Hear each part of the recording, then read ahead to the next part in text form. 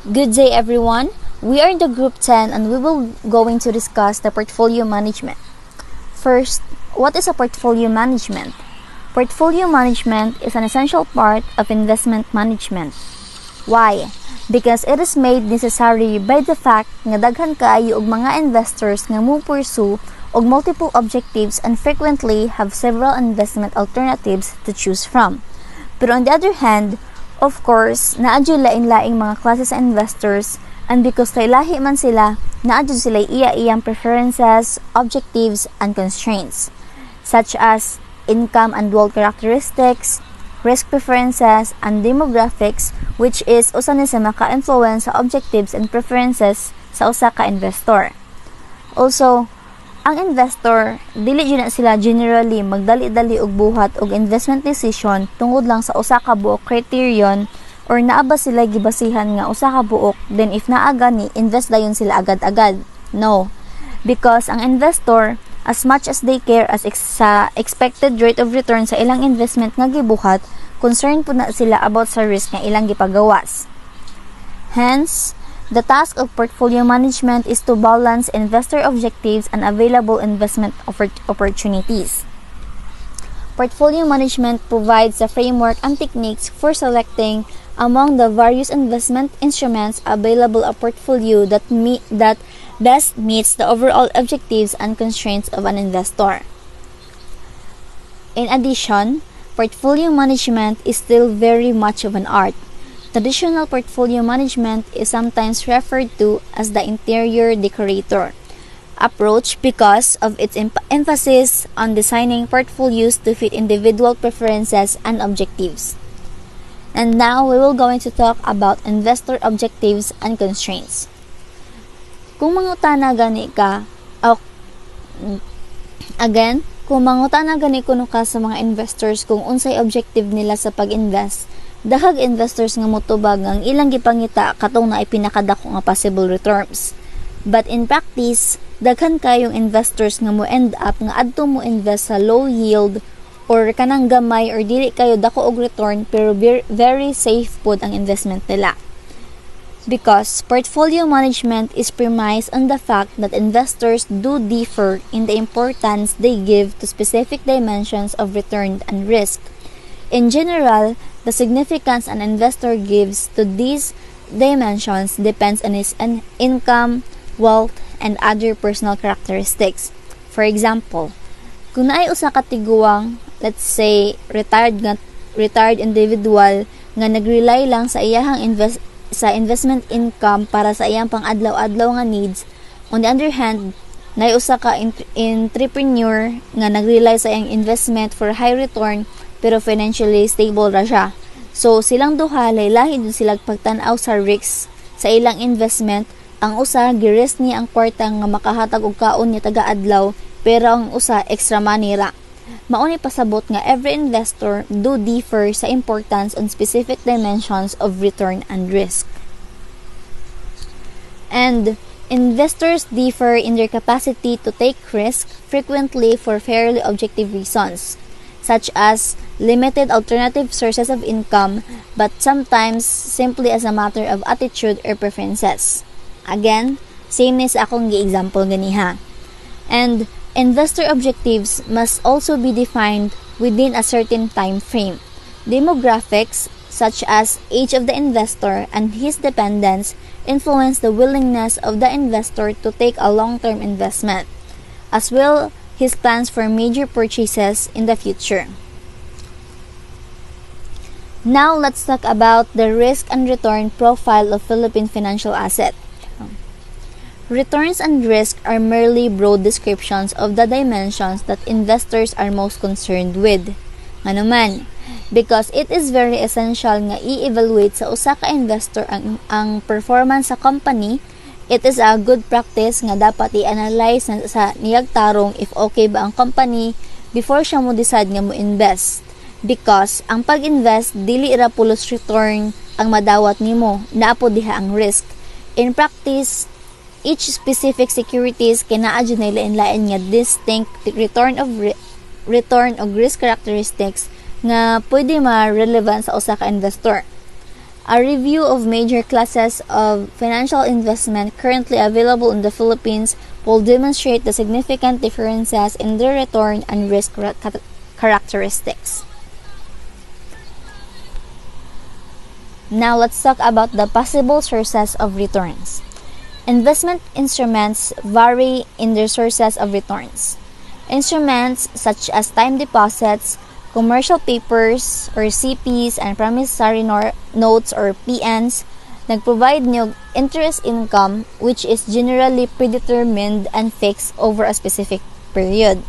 Similarly, foreign currency deposits pay fixed interest income but also nag-offer pud ni og potential para sa capital gains when the foreign currency appreciates relative to the local currency. Stocks are the one that provide potential cash income in the form of cash dividends and capital gains when the stock price appreciates. I think sabotable raman sa, so dili na lang kayo na ko explain og maayo. Also, the former is more predictable than the later, but less predictable than the interest income from deposits. Finally, there are more esoteric instruments which effectively offer options on fixed income and or capital gains such as convertibles. So the next reporter will be Jenny De Los Reyes. So, hello everyone. Now, let's continue the discussion. What are the various type of risks? So, foremost in the minds of many investors is business risk, which translate into credit or default risk, or the chance that the issuer will not honor payment commitments to the holder of the security. Business risk is in turn a function of a company's operating and financial risk. So, when it comes to investment, there are different types of risks, and when we talk about business, money og unsa pa na diha dili jud na mawagtang ang risk. Naa jud na ang permi. Parehas anang pagpatukod kag negosyo, you should not expect nga tanang negosyo pulos nindot ang outcome. No, because sa negosyo possibly jud kaayo mahitabo nga mabankrupt, malugi bisan pag unsa pa nakadugay or kabag-o ang imong negosyo. Now let's talk about interest rate risk. So ang interest rate risk di ay kay it is the risk nga ni-arise for bond owners from fluctuating interest rate. Fluctuating di ay means rising and falling irregularly. Og unsa ni ka potential ang interest rate risk nga makaresult og investment losses. For example, kung ang interest rate kay ni drop after the investor has taken positions sa mga short-term maturities, or kung ang interest rate kay ni rise after the investor taking a position sa mga in long-term maturities. So to put it simply, price falls as interest rate rise and vice versa. So next, kay purchasing power risk. So it is the risks that inflation will erode the purchasing power of a portfolio of securities. Ang pagpasabot di ay sa purchasing power risk kay kanang possibility nga dili na ka makapalit or dili na nimo magamit ang kanang kwartaha nga imong gi-savings karon para sa future because of the loss of value sa money due to the inflation. So next, kay market risk. So market risk refer to the effect on security prices of changes in the market in general as influenced by industry and macroeconomic developments. It means that kanang ang market risk refer to the overall economy or securities markets, and it is the risk that arises from movement in stock prices, interest rate, exchange rate, and commodity prices. And it is very important labi na mga investor because through the market risk, it will define what should or should not be purchased by an investor at any given time and in any given kanang situation. Next, kay liquidity or marketable risk. So refers to the immediate cash or convertible kanang of the securities at or near prevailing prices. So in simple terms, ang marketability risk mao ni ang risk nga na associate with the inability to sell an asset on the open market. And mahitabo ning inaani kung ang market kay naglack or kuwangan ang liquidity maong maglisod na og locate or pangita og mga buyers and seller. So there is also settlement risk, which is sometimes overlooked by the investor. Settlement risk mao ni ang klase nga risk nga mo-arise kung ang payments kay dili ma-exchange at the same time. For example, si Bank A ni bayad or nihatag siyag payment sa iyang ka-counterparty, let's say si Bank B. But then, dili siya mabayaran ni Bank B or wala siya gibayaran until let's say at the last month of the year. Ang risk diri kay ang possibility nga si Bank B kay ma-default or dili na siya makahatag sa counter payment during the time nga wala pa siya ning bayad. It is the possibility nga dili makabayad si Bank B because of any circumstances that may come. Mao ni pasabot sa mga mao ni pasabot sa settlement risk. So the risk that one party in a financial transaction will default or fail to deliver after funds have been transferred to them. So next, finally, there are other issues, specific risks such as reinvestment risk and call risk in certain types of instrument. Reinvestment risk nag-refer ni sa possibility nga ang investor dili na mo reinvest og balik because of the following reason. For example, si investor ni purchase og balay nga na interest rate of 10%. At the end sa term na ay possibility nga si investor kay mo reinvest sa lain nga balay with the same interest rate or kuhaon ba nila ang cash without reinvesting or pwede pod nga mo invest na lang sila sa lain nga klase nga investment. Mao na atong gitawag nga reinvestment risk. You do not know until how and when ra kutob mo sa imong investor sa imuha because naay risk nga dili na sila mo reinvest, and if dili sila mo reinvest mawagtangan ka og investor. Again, sa business dili jud na malikayan nga naa ang risk og dili jud nato na mapugnan nga mahitabo unless mag-careful jud tag maayo in our every decision making. It is expected that when it comes to business and investment, if gamay ra ang risk imong gipagawas, inana ra pud kagamay nga level of return ang mabalik sa imuha. And inana ra pud kagamay ang risk nga pwede mawala sa imuha, but then if dako kag risk gipagawas, then dako pud kag level of return nga maabot, and most likely dako pud ang risk nga pwede mawala sa imuha. So if ikaw investor ka naa ra jud na sa imuha ang alas. So kung unsa kadako or kagamay ang willing nimong i-risk, there are many type of risk that is unpreventable in certain circumstances. However, please always remember nga if wala kay gitaya nga risk, wala po'y mabalik sa imuha. So that's all for my part, and next reporter will be Mark. Let's proceed to the return and risk of Philippine financial asset. So ari nga kuan is ga-describe siya sa study nga gi-conduct sa Philippine financial asset from 1987 to 1992, and the findings were updated until 1994. So the study aims to analyze the overall return and risk associated with this financial asset during the specified period. The result of the study are summarized in the table 10.2. So, muna ang table 10.2. Sa ari sa table 10.2 is represent siya og graphically using relative frequency distribution charts. These charts have horizontal axis and shows the range of possible monthly return rates, and vertical axis that represent the relative frequency which specific rates of return occurred. In other words, the chart shows how often certain rates of return were realized during the study period. So the statement also introduced the concept of variability or volatility in financial returns. To quantify this variability or volatility, the study uses statistical measures called standard deviation. So makita nato diri ang standard deviation is kaning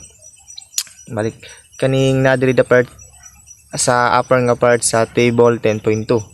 So standard deviation is measured how spread of data points are from mean or average. The standard deviation provides a numerical representation of variability or riskiness of financial assets based on historical returns during the study period. So, ari pod sa table 10.2 makita nato nga ang stocks is the by far most risky financial investment. but also are the most profitable.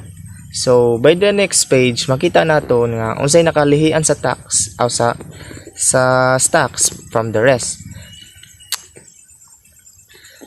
So ari sa kaning chart 10.1 is continuation ra ni siya katong sa kaning table 10.2.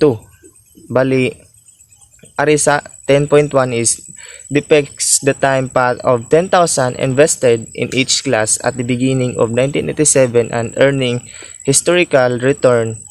Volatility is graphically depicted by the wide swings of the value of the stocks market portfolio. So katong makita nato diri na mas risky ang stock pero in return mas profitable siya. Like dako kay siya profit jud kaning unlike sa katong uban nga dili kay siya ingong risky lagi pero di mo siya grabe ang return pod, like dili pod grabe ang profit ba.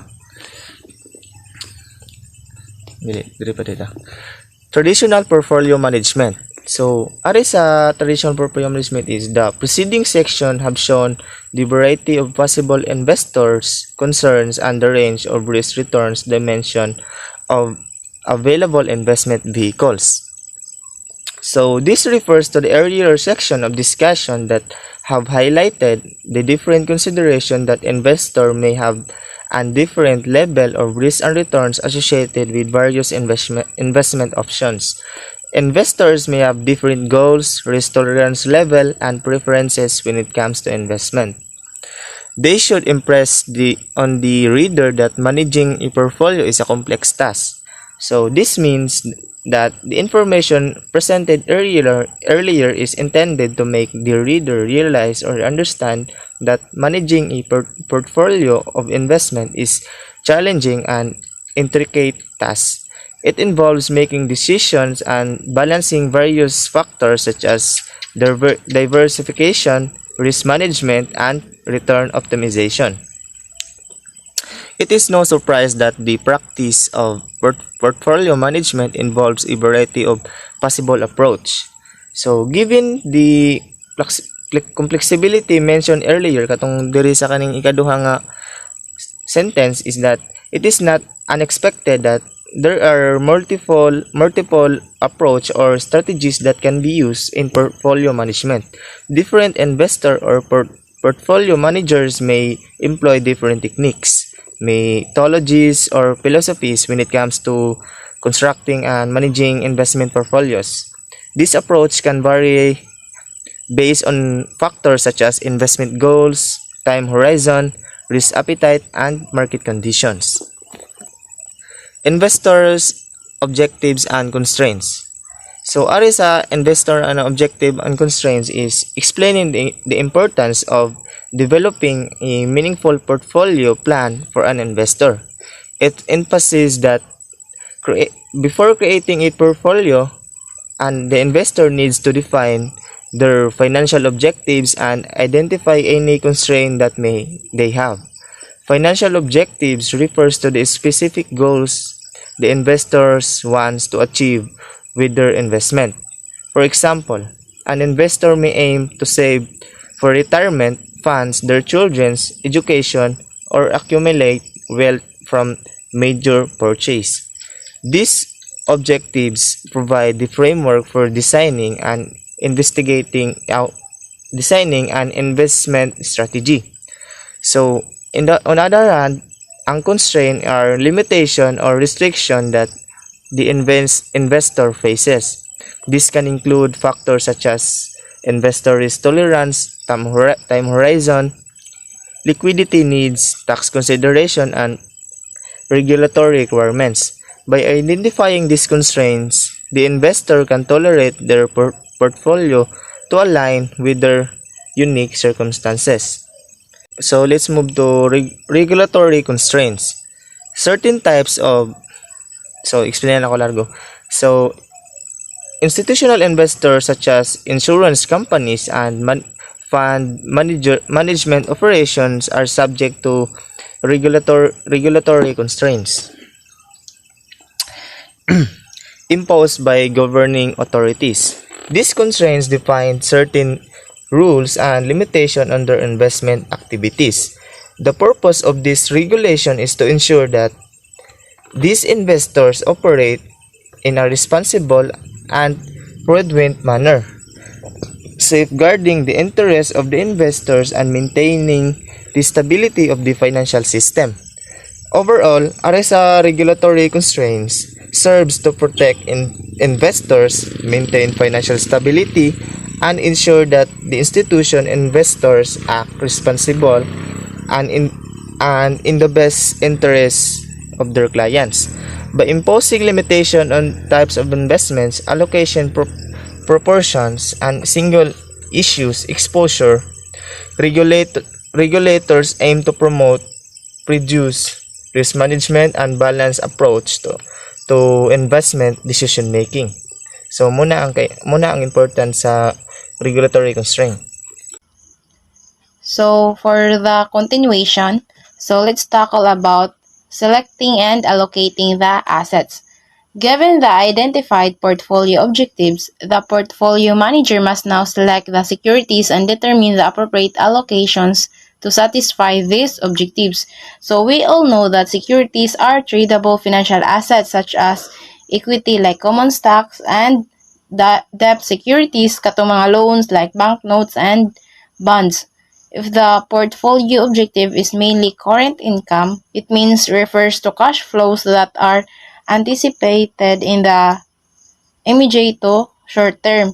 Common sources ani niya kay ang mga dividends o interest sa gipaloan as well as revenues gikan sa mga products nga gibaligya. The bulk of the portfolio will be in fixed income instruments. The maturity mix will largely depend on the time horizon of the portfolio. Such a portfolio is sometimes referred to as an income portfolio. So, fixed income instruments di ay katuning na ay maturity date. Like for example, kano sa ang periodic payment sa interest as well as kano sa dapat mabalik ang principal. So, examples of fixed income securities includes bonds and treasury bills. On the other hand, if the portfolio objective is capital appreciation, then the portfolio will largely be in equities, a growth portfolio. So, capital appreciations means the increase in the market value or price of an asset compared to their purchase value within the stipulated period. So, it means may increase ang capital. So, for example, pag year 2020, may purchase si A og land worth 2 million pesos. Unya, let's say, karon nga year 2023, ang current value sa land nga gi-purchase ni A pag 2020 kay nahimong 5 million pesos. Therefore, current value nga 5 million minus purchase value nga 2 million equals 3 million. So, in this case, ang 3 million maoy matawag nato nga capital appreciation. Next, a portfolio manager should aim to avoid unnecessary risk in order to meet the objectives of investors, like maka-assure sila nga safe ba ang ilang gi-invest or dili. The control of risk in the portfolio can be achieved in part by controlling the types of securities that will enter the portfolio and the allocation for risky securities. Control limits may be set on the types of stocks to include and the allocation for stocks as a class, exclude speculative and unseasoned stocks or stocks with low market capitalization to minimize illiquidity risk. So, if we say unseasoned stocks, kay shares siya sa company nga bag-o rang na public bitaw, kani nga stocks kay mostly nag-associate ni siya sa company nga naa pa sa early stage of development. Nya, wala pa sad siya naka-build or naka-establish og consistent nga income. Nya, ang speculative stocks kay may ni siya ang shares sa company nga risky kaayo. If mag-invest ka turang na ay high risk tolerance nga willing ra makadawat if ever mawala ang ilahang invest or malugi ba. Next, portfolios of institutional investors can vary significantly from those of individual investors, although similar considerations apply. A recent survey of institutional investors in the Philippines shows that the bulk of the portfolio of institutional investors as follows. So, as you can see, mas high ang foreign currency deposits, which is 29%, and overall sa study covers 179 institutional investors in the Philippines with a combined investment portfolio of 598.7 billion pesos in 1993. Next, let's tackle about modern portfolio theory. It should be clear at this point that portfolio management is a continuing process of balancing return and risk to meet the investor's objectives. So what is modern portfolio theory? The modern portfolio theory refers to an investment theory that allows investors to assemble an asset portfolio that maximizes expected return for a given level of risk. Hence, an investor must be compensated for a higher level of risk through higher expected returns. So, kaning nga theory assumes that investors are risk-averse. This means, mas mo choose or mo prefer sila sa less risky nga portfolio, bahalag lower ang return kay at least ma-avoid or safe ang ilahang investment. Rather than higher og return but unknown ang risk wherein na possibility nga unsecure ang ilahang investment. So note that the elements of a portfolio are financial assets. The distinctive feature of a financial asset is that it is merely a claim on a future income. And since no one can claim perfect foresight about the future, there is always an element of risk in any investment decision. So diri nga part, ma-apply na to ang core idea sa diversification. Owning a portfolio of assets from different classes is less risky than holding a portfolio of similar assets. This means katuning say nga, don't put your eggs in only one basket. Kay if mabuak or matagak ang sudlanan or mabuak ba ang usa, maapil sad ang tanan. Same ra sad din siya sa investment. Dapat dili nimo siya i-invest ang imuhang mga assets sa usa ka company. Dapat imo siyang i-bahin-bahin para if in case ma-fail or ma-bankrupt ang isa, kay dili diha dayon mawala ang imuhang gi-invest since napaman kay gi-invest sa lain nga company. So dili jud diha dayon yabo ang tanan. Next, the objective of modern portfolio theory. We earlier stated that the task of a portfolio manager is to eliminate unnecessary risk in order to meet the objectives of investor. Like, waka-assure ba sila nga safe ang ilang investment, safe ang ilang kwarta, ang ilang expected return kay enough ba or naabag jud sila return nga makuha in behalf sa ilahang pag-invest or wala ba jud. Modern portfolio theory addresses the central question of managing risk. It offers a framework for measuring risk and for eliminating unnecessary risk from a portfolio. Indeed, an efficient portfolio is defined as one which has the minimum amount of risk given a particular level of expected return. So this means nga ang objective sa modern portfolio theory kay to balance return and risk from a portfolio in order to meet or satisfy the investor's objectives. Next, let's talk about the measure of overall risk. Overall security risk is defined as a volatility of the security's periodic rate of return, as measured by the standard deviation of rates of return. Standard deviation measures how far an asset's returns have been from its average return in a specific period. The return on a common stock derives from cash dividends and capital gains. Capital gains constitute the major source of stock returns. So, volatility DI, it is a rate at which the price of a security increases or decreases for a given set of returns.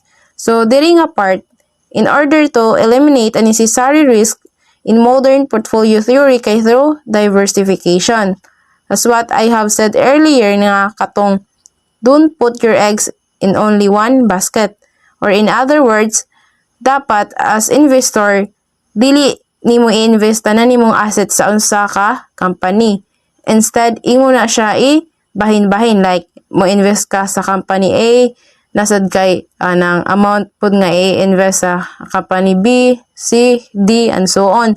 Para in case if si company A kay mabankrupt, therefore dili diha dayon nga mawala tanan nimong assets since naa pa man kay lahing company nga gi-investan. And the way on how risk measured in modern portfolio theory kay through standard deviation of rates of return.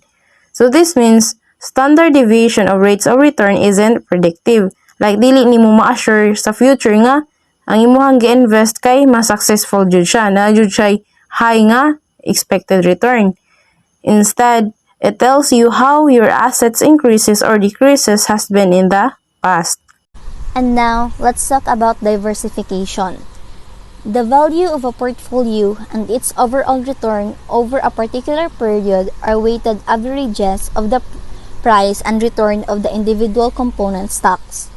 Over a particular period, however, prices of some stocks will be increasing in varying degrees while prices of other stocks will be declining in response to market forces and to factors specific to the company and to the security itself.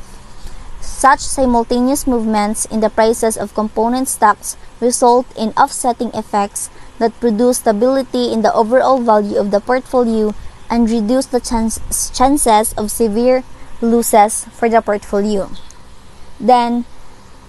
This then is a central idea of modern portfolio theory, that a portfolio composed of several securities will have a more stable return compared to a single security portfolio because of offsetting price movements in the component securities. Such a process is called diversification. So, over a particular period, ang mga prices sa uban nga stocks kining increase while ang prices pod sa uban kining decline pod tungod ni sa market forces ug sa mga specific factors sa company and even its security. Tungod ani nga movement ning result ni og offsetting nga nakaproduce og stability and also reduce ang chances sa severe losses sa portfolio. Ari na masud ang process nga si diversification, which means that a portfolio nga nagcompose og several securities will have a more stable return kumpara sa katong mga single security portfolio because of offsetting price movements. Lastly, a random selection of stocks will likely produce diversification benefits, but the object of systematic diversification is to produce the efficient portfolio, such as one with the least risk given an expected level of return. So, next reporter, Henmel Cabahog, he will further discuss the efficiency of diversification. So, continuation of the report, efficient diversification. The search for an efficient portfolio begins with the understanding that economic factors are the driving forces of the stock prices. Take a depreciation of the local currency. Some issues will be benefit from a depreciation while others will suffer financially. Exporters tend to benefit while import-dependent companies will experience increasing costs. Their stock prices should therefore react moving in opposite direction or consider a protracted labor strike in a company. Its earning will suffer, but the strike will not likely affect any other company. Take another scenario where world prices of oil increase. Virtually all businesses suffer from an oil prices increases. The more oil dependent a company, the greater will be the financial effects. So in this part, it talks about the concept of efficient diversification and how economic factors can influence stock prices. So efficient diversifications refers ni siya sa process sa pag-construct sa portfolio nga mag-maximize sa return for a given level of a risk or minimizes the risk for a given level of returns. And also it mentioned about the economic factors that they are the driving forces behind the stock prices. For example, depreciation of the local currency can give varying effects on different companies. Katong exporters may benefit from a weaker currency because it makes their product more competitive in the international markets, or on the other hand, import-dependent companies may suffer from increasing costs due to the depreciation. So as a result, the stock prices of the companies may move in opposite direction in responses to the currency depreciation. So efficient diversification, kay ang goal ani niya is to find the kaning optional balance between the risk and the return by selecting sa mixed investment, kay that can be capture the positive performance during the favorable economic condition while mitigating the impact of the adverse economic events by carefully considering the economic factors and their potential effects on the different investment. Investor can construct portfolios that are designed to perform well across various market scenarios. So in summary, ang kaning efficient diversification ga-involve ni siya sa constructing a portfolio that makes or that takes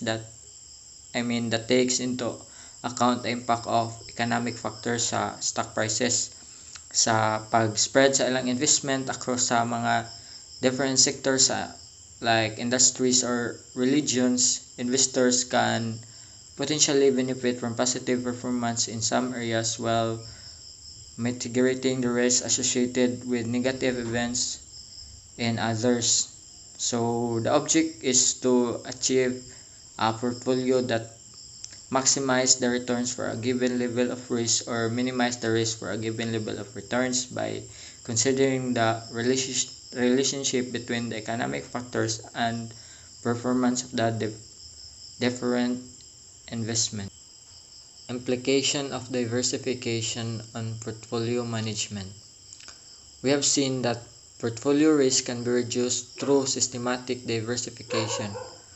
For practical purposes, the risk of a portfolio of risky assets cannot be reduced to zero because there are certain risks that simply cannot be diversified away. The price of the financial asset is dependent on economic forces and there are pervasive economic influences. Overall economic growth which affect all businesses to some degree. The implications of diversifications on portfolio management are significant in terms of managing risk and achieving a more balanced investment approach. So the implication of diversification on portfolio management kay nag-include ni siya og risk reduction or risk management, potential for the enhanced returns, and stability in portfolio value, encouragement of a long-term investment strategy, and balancing the risk-return trade-off by diversifying a portfolio. Investors can be enhance the overall risk-adjusted performance and potentially achieve their investment objectives more effectively. Relevant risk in a diversified portfolio.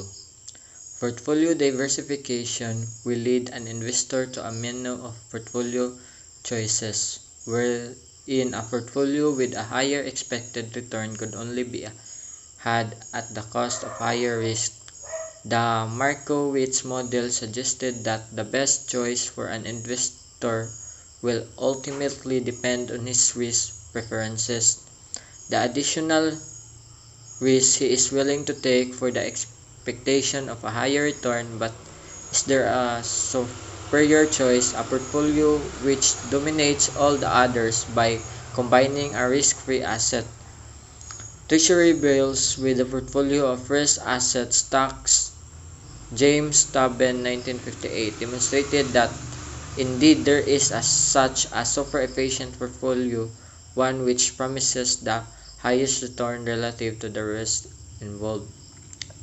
So, ang kaning relevant risk in a diversified portfolio ga-refers ni sa mga remaining level of risk after applying the diversification. So diversification helps to mitigate the specific risk associated with individual investment but does not eliminate all the risk. So dili gyud makuha ang tanan nga risk.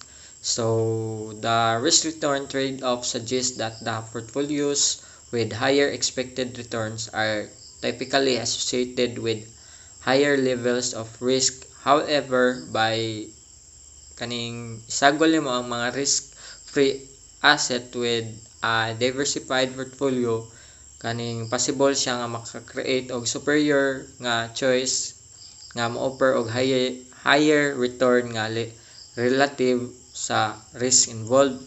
So ang kaning nga concept is kaning captured by the capital market line or the efficient frontier. The market as the standard of portfolio performance. As Tobin had concluded, Sharpe shown that expanding the model to allow the reality of borrowing and lending at the risk-free rate would lead the investor to a super efficient portfolio one that dominates all other efficient portfolios. Sharpe arrives at the starting but inescapable conclusion that Tobin's super efficient portfolio is the stock market itself, includes the universe of assets available in the market, and allocates the specific asset to the portfolios in the same proportion as those prevailing in the market as measured by their market capitalization. So, kaning Sharpe analysis only nagsuggest na siya nga that the market portfolio, which encompasses the entire universe of an assets in proportions based sa market capitalization, kay nagserves as the ultimate standard for the portfolio performance by replicating sa kaning market portfolio or sa investing in the market-based indices. So investors can benefit from diversification and capture the average returns of the market while minimizing active management risk and cost. Investing in managed portfolios. So ang kaning investing in managed portfolios kay attractive gani siya nga option para sa mga small investors or sa mga inexperienced investors or katong mga individuals nga prefer not to personally manage their financial investment. Kay kaning managed portfolios kay offered by various funds managers in the market, providing investors with the opportunity to have their investment professionally handled. Managed portfolios come in different forms and investors can choose funds that align with their investments preferences and objectives. Some sa kaning funds kay specialize sa mga specific classes of investment vehicles such as ang katong mga treasury bills, with other offer balanced portfolios that invest in a mix of government securities, corporate debt issues, o stocks. This variety allows investors to select funds that suit their risk tolerance, investment goals, and time horizon. So, essential kani sa mga investors nga i-consider nila ang pag-manage sa portfolios para carefully assess sa pag-track sa ilang record ug sa investment approaches, sa fees ug sa overall fit with their investment objectives and risk tolerance. Conducting due diligence and seeking professional advice can help investors make informed decisions. So, ang kanidiri nga part kay in summary, investing in managed portfolios can provide small investors and experienced investors or those with limited time or inclination to manage their investment with an opportunity to access professional management, diversification, specialized investment, and convenience. And it is also crucial for investors to research and evaluate managed funds to ensure they're aligned with their investment goals and risk preferences. Let's move on to alternative management arrangement. So, are sa alternative management arrangement is explain that the common trust fund mode is popular way to invest in managed funds. It involves pooling investments from investors with fund manager acting as a trustee. The fund manager must follow prudential responsibilities and comply with relevant regulations depending on the common trust fund is structured. It can operate an investment companies or mutual fund with investors becoming shareholders. Procedural pro, prudential regulations also applied in these cases to ensure proper management and protect investors. The potential benefits and costs of managed portfolios. So, ilargo na ako sa last na po ni. Ang kuan dere